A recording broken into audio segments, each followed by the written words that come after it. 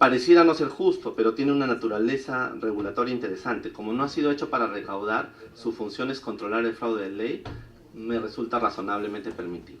Luego tenemos las devoluciones de tributos para lograr el desarrollo de la técnica impositiva. Este es el caso del IGB. Y este es el caso de la devolución a los exportadores. ¿Cuál es el concepto general que está detrás de esto? El impuesto general a las ventas es un impuesto que grava el consumo. El consumo se debe gravar en el país de destino. Si yo estoy exportando un bien al extranjero o estoy prestando un servicio al extranjero, entonces lo que el Estado tiene que hacer es evitar que yo exporte tributos. Esa es la razón fundamental por la cual se devuelve el IGB en las exportaciones. Sin embargo, la devolución del IGB en las exportaciones por la técnica que hemos generado con la legislación actual tiene algunos problemas, me parece, de legalidad y de constitucionalidad. Permite que a algunos les devuelvan más rápido y que a otros se les demore o se les prohíba la devolución. Finalmente tenemos las devoluciones como beneficios tributarios, algunas que han sido desarrolladas por los últimos gobiernos para evitar el efecto financiero de inversiones de largo plazo, en la minería y en los hidrocarburos. Ese es un tema que ustedes deberían discutir. Si es necesario mantener ese efecto financiero de inversión de largo plazo en la minería y los hidrocarburos. Es una cuestión de política estatal sobre la cual ustedes deberían de tomar alguna nota. Y luego está para promover algún tipo de beneficios. El caso más típico es el drawback. El drawback, en mi perspectiva, y quisiera ser muy claro, es un mecanismo equivocado en el Perú. Por drawback se le está devolviendo a muchos exportadores más dinero de que ellos pagaron en sus tributos de importación. Y aquí hay una cuestión, esto tiene que ser visto con una norma en el impuesto a la renta. En el impuesto a la renta, las ganancias producidas por el drawback no están grabadas en el Perú. Entonces tienes un beneficio por el cual el Estado te está dando un subsidio indirecto, pero por otro lado en la ley del impuesto a la renta ese beneficio no está grabando. Entonces a mí me parece que hay una cuestión que debería de haberse solucionado hace mucho tiempo. Y termino, este es lo último y disculpen, algunos hallazgos adicionales. Para mí el problema fundamental es de calidad normativa y reglamentaria.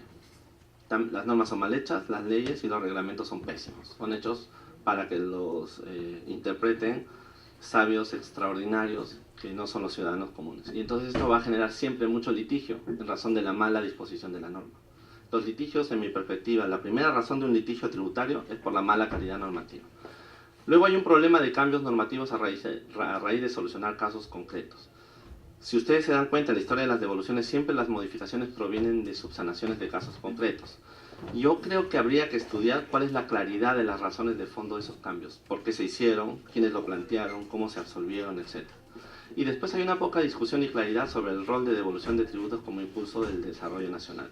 Yo creo que se están devolviendo impuestos, y retrocede uno, por favor, para señalar los casos, en el último caso y eventualmente en el penúltimo, donde no se ha puesto en cuestión todo lo que yo he planteado sobre beneficios tributarios. Y creo que debería analizarse a la luz de esos parámetros de la Constitución. Preguntarnos si esas devoluciones que logran técnicas del impuesto o esas devoluciones que generan beneficios tributarios cumplen con el rol de evitar prohibir el principio de igualdad. En mi perspectiva, en muchos casos lo que estamos es ante beneficios que no cumplen con el test constitucional.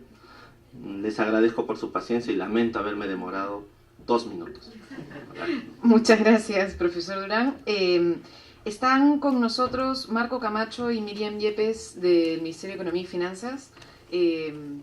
Queríamos escuchar comentarios de ustedes sobre lo presentado por el Grupo Justicia Fiscal y también en la perspectiva de las medidas que acaban de tomar con la delegación de facultades, salvo que las declaremos inconstitucionales, que no creo, pero tienen. Que estoy seguro que no será. Bueno, muchas gracias por la invitación. Muchas gracias por la invitación. Y también agradecer a los dos anteriores expositores. Sí, yo quisiera comentar algunos puntos de las presentaciones, pero también, de repente, inicialmente, un poco comentarles qué es lo que se ha venido haciendo a partir del diagnóstico que ya hicieron mis antecesores. Cuando uno revisa la recaudación tributaria del año 2017, lo que uno encuentra es cierto, que es una recaudación sumamente baja, ¿no? Tienes una presión tributaria de alrededor de 13%. Y esta es baja comparado con los países de la región, es baja comparado con los países de la Alianza del Pacífico, y es baja incluso comparado con el propio Perú hacia atrás, ¿no? O sea, uno lo compara con cualquier referencia que uno tome, es baja, incluso, repito, con la propia eficiencia de la recaudación tributaria de los años pasados, ¿no? Y este es 2017. cuando uno revisa también lo que encuentra es que se tomaron medidas de política que también ayudaron a este resultado, ¿no?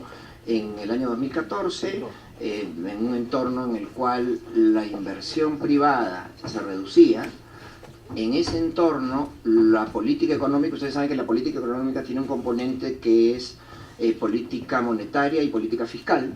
Dentro de la política fiscal lo que se optó fue por, dado que la inversión privada venía cayendo, se dijo vamos a colocar más recursos en el sector privado para que la inversión repunte. Dentro del marco de esas medidas se tomó el instrumento tributario y se dijo, entonces, ¿qué hay que hacer? Se redujo el impuesto a la renta a las personas naturales, se redujo el impuesto a la renta a las empresas y los mecanismos que apuntalan la recaudación del IGB, que son las detracciones, las percepciones y las retenciones, hacia fines del 2014, todos se atenuaron, no se eliminaron, pero se atenuaron y disminuyeron su control. Entonces, como resultado de eso, 2 años después tenemos una recaudación muchísimo más baja, tenemos una evasión, que si nosotros vemos el incumplimiento del IGB, el año 2014 era 28,6, en el año 2017 llega a 36,3, o sea, tiene casi 8 puntos, en la renta pasa lo mismo, de 47 puntos de renta se va a más de 50, entonces, cuando se hace esto, como digo, el objetivo de política era, vamos a promover la inversión privada. Y la idea, por ejemplo, en términos de las detracciones y las percepciones, era después de más de 10 años de estos sistemas, ya la administración tributaria podría tener herramientas para poder controlar mejor el IGB. 2 años después, 3 años después, a la luz de los resultados, claramente el diagnóstico no fue correcto. Tenemos que además la inversión tampoco reaccionó y la inversión siguió cayendo los 2 siguientes años. Y entonces nos encontramos con una recaudación de 13% del PIB. ¿Qué es lo que hemos venido haciendo? Lo que hemos venido haciendo es, de alguna manera, la tasa de impuesto a la renta se iba a 28%, impuesto a la renta de las empresas de 28%, tenía que bajar a 27 y a 26. Lo que hemos hecho fue ya regresar a la tasa de 29,5, ¿no?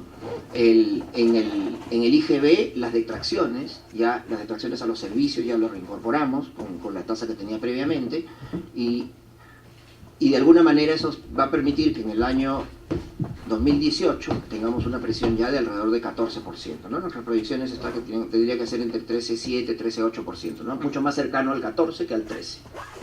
Ya. ¿Qué más hay por hacer? ¿No? Y a ver, cuando uno ve, entonces ya tocamos el impuesto a la renta de las empresas, el IGB por el lado de las detracciones. El selectivo, cuando uno revisa la serie de selectivo, nosotros teníamos en el año 2004, 2005, 2006, uno recaudaba en selectivo 1,6% del PIB. ¿Cuánto recaudaba hasta el año pasado? 0,4%. Es decir, la cuarta parte se recaudaba en selectivo. Entonces, ¿qué hemos hecho? En mayo de este año hemos hecho algunas modificaciones al selectivo, conceptos que siempre habían estado grabados y que en los últimos años también se dejó de grabar, y tratando también de incorporarle el esquema de el combate a la externalidad negativa, ¿no? En el caso de las gaseosas se pasó a un esquema en el cual se coloca una tasa adicional en el caso de que tengas mayor nivel de azúcar, ¿no? Un poco siguiendo también los lineamientos internacionales. Entonces, hemos hecho eso y luego ahora tenemos las medidas de la delegación de facultades. En delegación de facultades hemos sacado 17 decretos legislativos. Básicamente, aquí lo que tratamos, un lineamiento principal fue no incrementar tasas impositivas, ¿no? Entonces aquí no se ha incrementado ninguna tasa impositiva. Es básicamente seguir estándares internacionales, ¿no? Y en estos estándares internacionales tenemos 2 vertientes. Una, Foro Global de Intercambio de Información. El Perú pertenece a este foro del año 2014, octubre del 2014.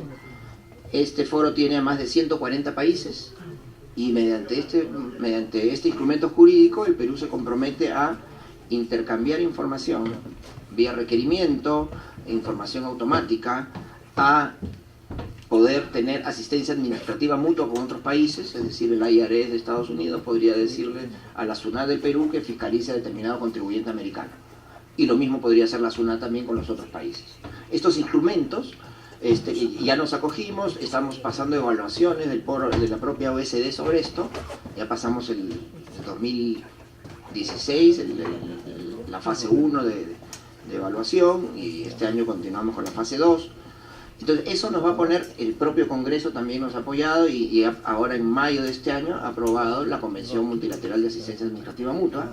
Eso ya se depositó en la OECD y ahora ya lo que toca es que la Administración Tributaria firme convenios bilaterales con los países y podría acceder en la Convención Multilateral de Asistencia Administrativa Mutua lo han firmado más de 100 países. O sea, en un lapso, yo espero corto, deberíamos tener ya una administración tributaria con un intercambio fluido de información, tanto automático, es decir, que llegaría de manera periódica, ¿no?, de todos los contribuyentes peruanos en el resto del mundo. Eso nos va a permitir apuntalar todo lo que es renta de fuente extranjera, ¿no? Ahorita lo único que podemos controlar es la renta de fuente peruana, es decir, la renta que se genera en el país. Con esto vamos a tener información de todas las jurisdicciones, de todos los contribuyentes peruanos o que tengan algún interés fiscal para nuestro país. Eso es por todo el lado de transparencia. Yo decía, hay dos grandes tendencias internacionales. Uno es la de transparencia, que viene por el lado del Foro Global. Aquí también en uno de los decretos legislativos hemos regulado el concepto de beneficiario final. Beneficiario final es un concepto nuevo en intercambio, que lo que quiere decir es que ahora ya lo que necesitamos tener es la información de los propietarios de las cosas, ¿no?, de los instrumentos jurídicos. Antes uno decía inversiones Sagitario. ¿Quién es el dueño? El dueño es Inversiones X y Z. Y ahí te quedabas, ¿no? Entonces nadie sabía. Entonces ahora lo que te están diciendo es, no, ¿quién es el dueño? Es X y Z. ¿Y quién es? No, pero ¿quién es el dueño? O sea, uno sigue por todas las estructuras jurídicas hasta llegar a Marco Camacho. Ese es el dueño. Entonces, esos son los estándares ahora que estamos colocando con uno de los decretos legislativos también. Eso, repito, es cumpliendo estándares internacionales y ya está en nuestra legislación. El intercambio se hace con eso. Es decir, cuando pregunten, van a preguntar quién es el dueño de estas empresas, qué transacciones tienen, y también son transacciones financieras y transacciones tributarias. También se ha perfeccionado el secreto bancario para permitir el intercambio automático sin pasar por el juez. Se ha dotado de mayores instrumentos para la administración tributaria también. Queremos poner en aplicación la norma antielusiva general. La administración tributaria va a poder tener información de manera periódica, anual o semestralmente, la información de todo el sistema financiero respecto a las transacciones de las personas. Eso va a ayudar mucho a direccionar la labor de la administración tributaria. En estos decretos legislativos también hemos avanzado, creemos, bastante en el tema de la transformación digital, ¿no? La SUNAT va a poder ser un ente que otorgue los certificados digitales, y la meta es, en un lapso de 2 o 3 años, que más del 90% de las empresas ya tenga emisión electrónica de comprobantes de pago. Cuando veíamos en una de las diapositivas de José, se ve que México ha subido mucho la recaudación en los últimos años. México recaudaba menos de 10 hace una década, ¿no? ¿Qué pasó con México? México subió la tasa de su IVA, México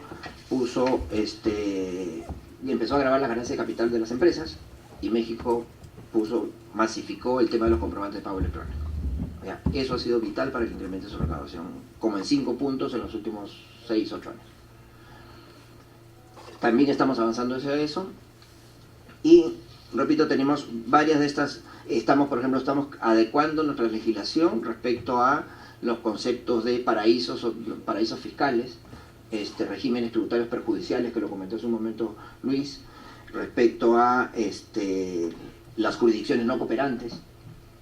Entonces, hemos hecho un conjunto de medidas en estos decretos legislativos que creemos que va a ayudar a incrementar la recaudación. ¿Qué es lo que debería pasar en términos de recaudación? Si nosotros retomamos los niveles de evasión de IGB y de impuesto a la renta del año 2014, con eso nomás tendríamos más de un punto del PIB, 1.1. Solo retomando los niveles de eficiencia que tuvimos en algún momento. Ya hemos como digo, ya hemos tomado varias medidas de política que apuntan a ese objetivo. Entonces, en teoría no deberíamos tener problemas para en un par de años, por lo menos, que nuestro nivel mínimo no sea el 13, sino que sea 14.1. Pero a eso hay que añadirle el resultado o el efecto que puedan tener todas estas medidas y herramientas que estamos dando a la administración tributaria. ¿Qué más tenemos en términos de política? Y es algo que ya lo anunció el ministro. Estamos preparando proyectos de ley que queremos que sean discutidos en el Congreso sobre 3 puntos principales. Uno, lo tocó Luis, que es el tema de los beneficios tributarios, ¿no? Tenemos, es cierto, más de 200 beneficios tributarios, ¿no? Muchos de estos no están medidos, entonces los 17.000 millones que mide la SUNAT no es una muestra completa, si quieren, respecto al costo que tienen estos beneficios. Y ahí queremos también, vamos a proponer básicamente reglas que van en 3 ámbitos. Uno es para las geográficas, básicamente Amazonía, identificar algunas que sean las más que no hayan cumplido con los beneficios que se esperaba, y tratar de hacer una especie de canje de transferencias por estos beneficios. Ojalá se pueda hacer de una sola vez, y no de manera gradual, pero es un poco avanzar en esa línea. Otra línea ahí que tenemos es, queremos generar una norma marco de beneficios tributarios, ¿no? De repente es un poco también lo que decía Luis. Nosotros lo que debemos hacer es que haya unas reglas para la dación y prórroga de estos beneficios, ¿no? Luis decía, tiene que ser necesario, idóneo, proporcional, o sea, tiene que haber un estudio claro de qué es lo que se quiere, tiene que haber una línea de base, tiene que haber unos objetivos, porque estas exoneraciones típicamente duran 3 años, pero 3 años después uno no tiene contra qué medir, ¿no? Y entonces ayudaría eso bastante, ¿no?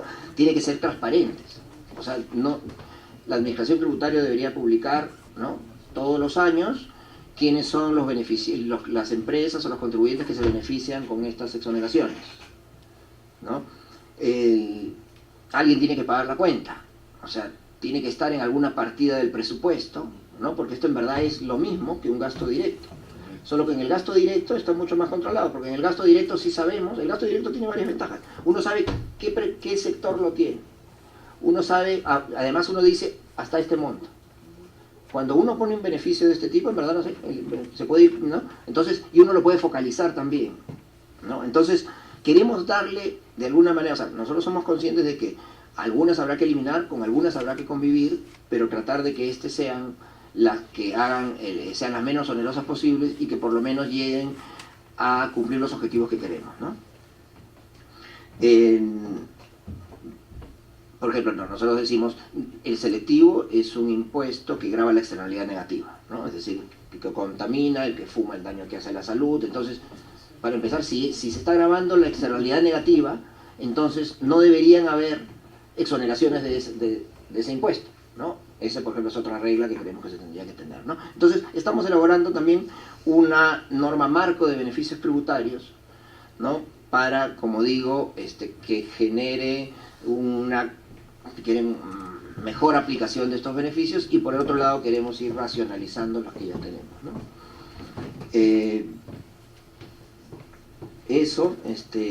Finalmente queremos también presentar una norma de simplificación de los regímenes de MIPES, ¿no? Actualmente, ¿qué tenemos?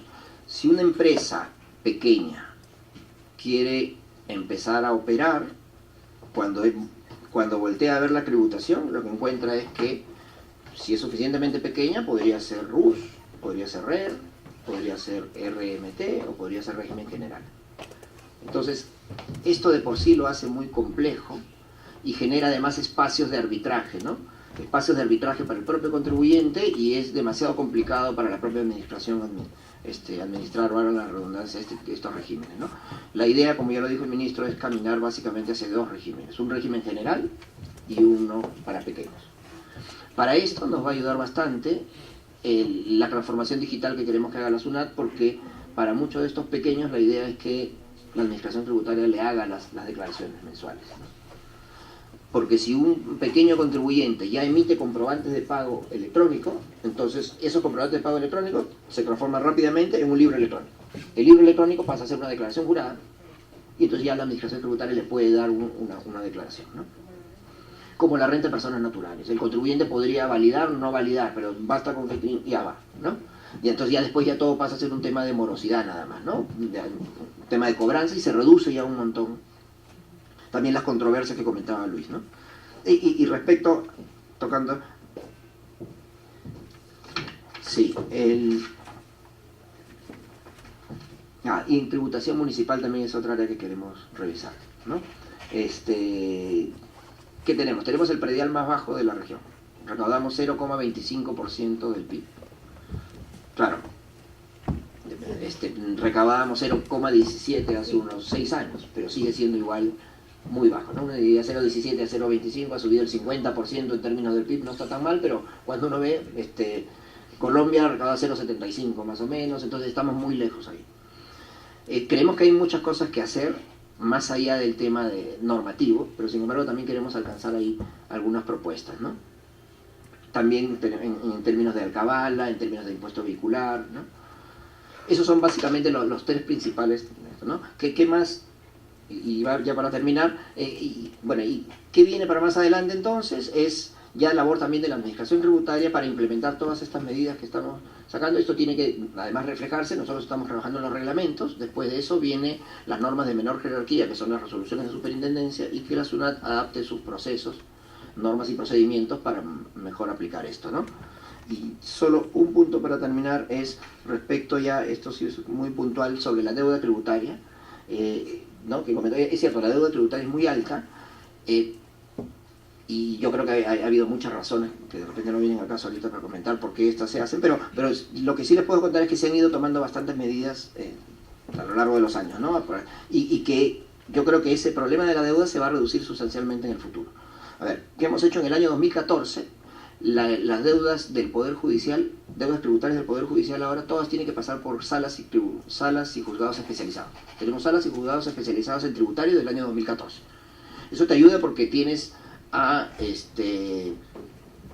jueces que tienen mucho mayor conocimiento porque ahora se especializan, y entonces además te evita también los temas de corrupción, porque ya no hay un contribuyente que se va a cualquier juzgado, sino tiene que ir solo a estos, ¿no? Se crearon 6 salas y 3 juzgados especializados, y eso es lo que está ayudando también para que las grandes deudas que en verdad se han generado hace muchos años, sino que estas transitan primero por el área de reclamos de la SUNAT. Ahí teníamos un problema y se demoraban, en lugar del año, se demoraba 2 años o 3 años. Y ahora ya ahí no hay ninguna demora. Hemos reducido más los plazos hasta 6 meses. En la etapa de apelación se iban al Tribunal Fiscal. Ahí todavía tenemos un problema, porque todavía hay demoras, y ahí lo que vamos a hacer en los próximos meses es generar más salas especializadas en el Tribunal Fiscal, ¿no? Básicamente en el área de tributos internos. Y repito, en el Poder Judicial ya hicimos esto, entonces es cierto lo que tenemos ahora. Salas y juzgados especializadas en tributario. Entonces, ahora todos los casos tributarios que salen de la etapa de apelación pasan por estas salas. ¿Pero los contenciosos administrativos ya no van por ahí? Sí, son contenciosos, pero con salas solo especializadas en tributario. Sí, ya no puedes ir a cualquier sala del Poder Judicial, ahora solo van a esas, ¿no? Pero esa es la sala. Juzgados también. Juzgados también, sí. Ya, entonces eso nos está ayudando, y nosotros creemos que, claro, igual, cuando comentaba José, hay mucha deuda que ha quedado, pero esta es deuda, principalmente es deuda muy antigua, ¿ya? Y que están, diría yo coloquialmente, están al caer, o sea, ya deberían estar dictaminándose el próximo año, ¿no? Entonces es deuda que ya debería salir, y ya esto que debería quedar mucho más holgado, ¿no? Este tracto tributario, si quieren, ya debería quedar mucho más holgado. Y bueno, esos son algunos de los apuntes, ¿no? Muchas gracias. Muchas gracias. Le damos la bienvenida también al congresista Jorge del Castillo. Le pediríamos al señor Reinaldo Torres si pudiera hacernos una breve exposición de cómo se está adaptando desde SUNAT las medidas. A ver, quisiera saludar a los presentes, en realidad hacer algunos comentarios primero a lo señalado con anterioridad. Claramente nuestra presión tributaria es baja en comparación a países de similar desarrollo, y claramente existe la necesidad de hacer un incremento de eso, pero les quería añadir algunas reflexiones, ¿no? El 80% de nuestra recaudación viene de 14.000 empresas. Eso es eso es un nivel de concentración muy significativo y mayor que el que tiene nuestra economía. Pero también no tenemos, o sea, el esfuerzo tributario es parte de una sociedad que promueve la formalidad. No puede existir una isla de formalidad tributaria en un país de total informalidad, ¿no? Hay temas que tenemos que se tiene que trabajar. Es muy importante empezar por la tributación municipal, porque es la relación directa del ciudadano contra un beneficio concreto que ve. Eso es necesario reforzarlo. Como dijo Marco, estamos muy a la saga de los otros países. Necesitamos formar ciudadanos que sepan sus derechos y también sean muy conscientes de sus obligaciones. Eso es básico. Tenemos temas como el nivel de bancarización nacional, que es bajísimo. Adicionalmente, 9/10 de las personas que reciben su sueldo bancarizado no lo usan para realizar pagos directos que podrían ser trazables por SUNAT, sino que sencillamente van al cajero y retiran el dinero, y ahí se perdió la capacidad de ser trazado. Tenemos cosas que son parte de nuestra economía. Tenemos sistemas de seguridad social y pensión contributivos y no contributivos, y que compiten y que tienen alcances diferenciados. Eso no es consistente, porque en algunos casos el arbitraje lleva a que la persona prefiera ser informal por tener beneficios de contribuciones sociales.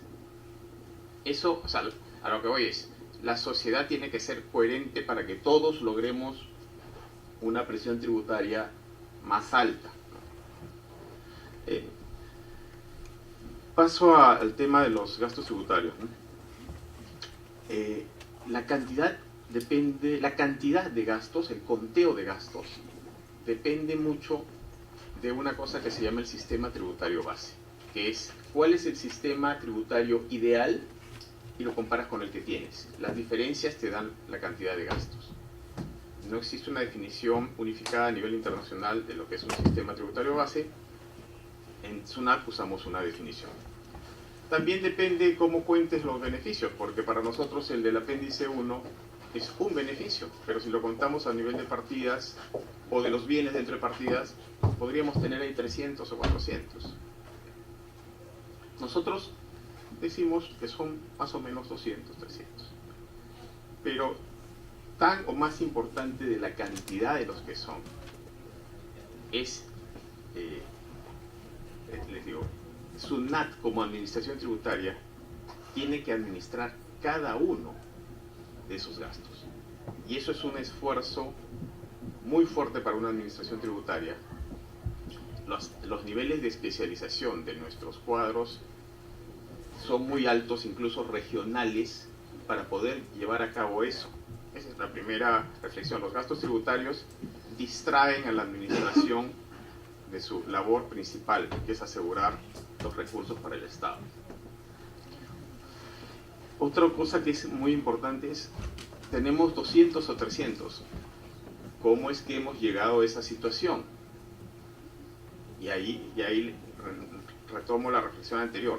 Es necesario que los gastos tributarios se aprueben con normas de mucho más rigor, con mucho más exigencia, y que estén sujetos a muchísima más transparencia. Lo que dijo Marco, asignarlos a presupuestos concretos de sectores concretos, responsables de medir y evaluar la medida y recomendar su mantenimiento o no. Todos los gastos tienen que indicar claramente cuál es el objetivo, cuál es la población que se pretendía beneficiar. Porque lo que vemos nosotros es que tenemos gastos que tienen décadas, y esos gastos, para poderlos calcular o estimar, requieren que nuestros procedimientos, los programas que desarrollamos, los procesos, los formularios, todos tengan en cuenta cualquier posibilidad de gasto tributario. Eso es una enorme carga sobre los contribuyentes en tema de costos de cumplimiento. Para poder controlar gastos tributarios, nosotros necesitamos incrementar requisitos, incrementar reglamentos, que finalmente no nos van a llevar a incrementar la presión, sino a asegurar que se está aplicando con cierta coherencia a la ley. Entonces, y es algo que sí habíamos conversado con el MEF, totalmente de acuerdo con poner limitaciones y mayores niveles de transparencia. La SUNAT recibe constantemente pedidos de información respecto a quiénes son los beneficiarios. Yo creo que por el bien del país es necesario lograr una total transparencia de los beneficiarios. Por el lado de la deuda, ¿no? Lo paso muy rápidamente. Estamos hablando de deudas de 15 años. Eso nos habla también de que más allá incluyendo el tema tributario, algo está pasando en nuestro sistema de resolución de litigios, que tenemos que asegurar que no sea rentable mantener procesos largos, y tenemos que asegurar que nuestro sistema de justicia pueda fallar eficazmente en plazos razonables, porque si no, la seguridad de inversión no puede estar dependiendo de 15 años de litigios.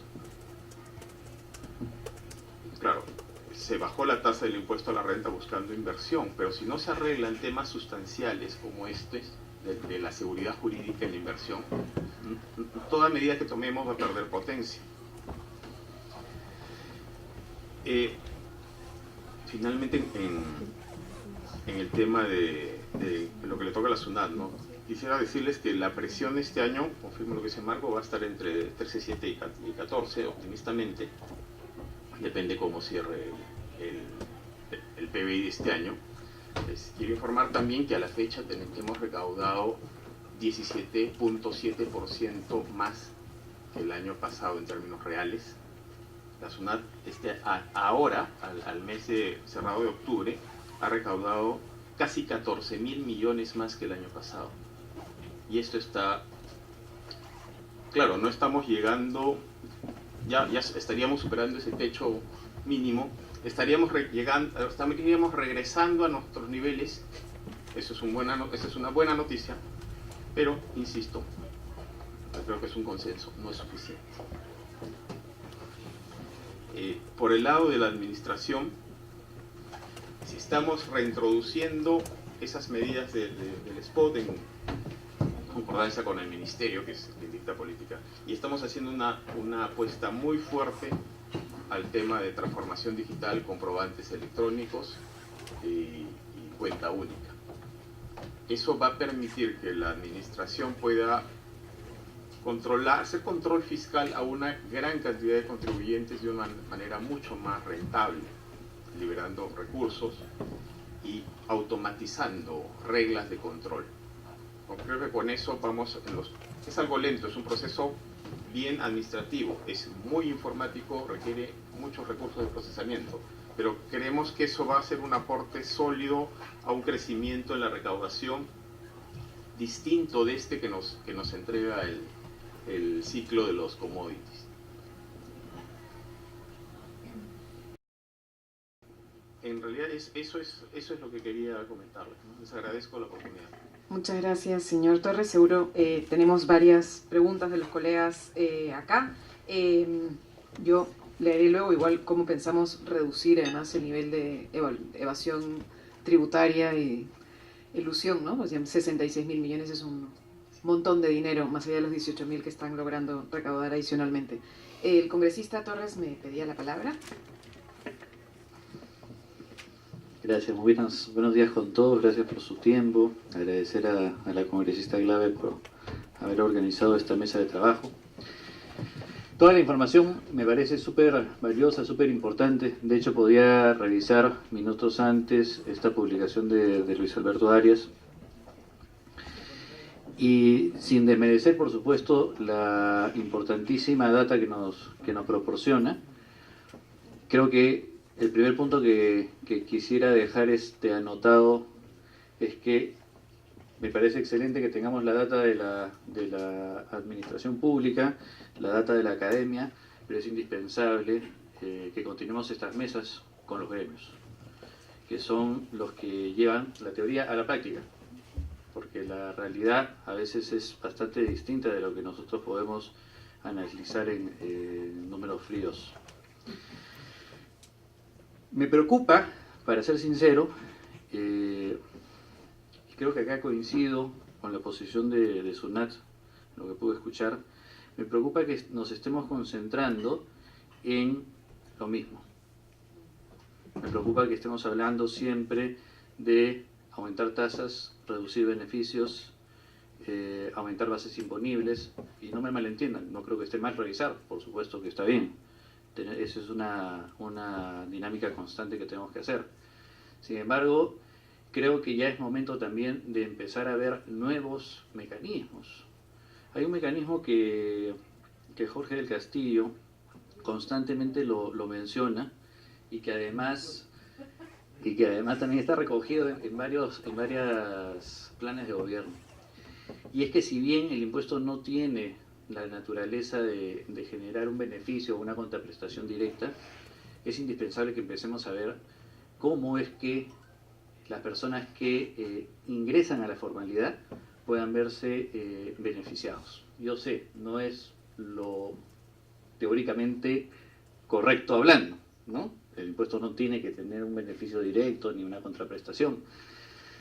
Pero esta potencialidad que tenemos de tener a miles de auditores en la calle buscando su comprobante de pago porque eso le significa a él directamente un beneficio específico, creo que es una herramienta potentísima que estamos dejando pasar muchísimo tiempo y que debemos ponerla ya en blanco y negro. Cuando hablan de beneficios tributarios, y acá estaba viendo, y también he escuchado de que habría una propuesta de parte del Ministerio de reducir los regímenes, totalmente de acuerdo. De hecho, en el último régimen no estábamos de acuerdo nosotros de su aparición, pero veo que están haciendo un retroceso y enhorabuena. Tenemos que simplificar la cantidad de regímenes, pero también tenemos que ser conscientes en algo, porque en la publicación, por ejemplo, veo que dicen hay que ajustar los regímenes tributarios de las MIPES. Y para esto tenemos que hacer un nuevo concepto de qué cosa es MIPE. Y podemos utilizar el concepto del RUS, 96.000 soles. Y yo creo que eso es una fórmula, quizás no es la más adecuada. Y esto es algo que constantemente vengo repitiendo. Una empresa no es más o menos grande por la cantidad de ingresos que tenga. Una empresa es más o menos grande por la utilidad que genera. O sea, puede ser que tenga una actividad en la cual yo tenga que facturar muchísimo, pero luego de pagar todos los costos que tengo, el margen es mínimo, y eso sucede mucho en el comercio. Entonces, deberíamos preguntarle, por ejemplo, a un comerciante de algún mercado. Yo sospecho que en realidad superaría ampliamente algunos montos teóricos que podrían ser considerados.